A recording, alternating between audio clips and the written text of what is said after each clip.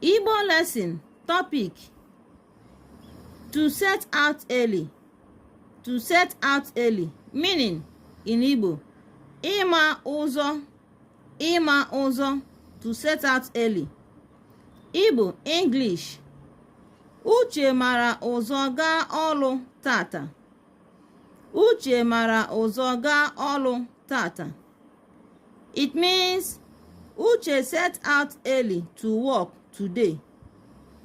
Uche set out early to work today.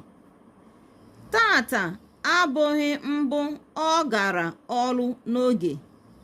Tata abụghị mbụ ọ gara ọrụ n'oge, meaning today is not first time he went to work early. Today is not first time he went to work early.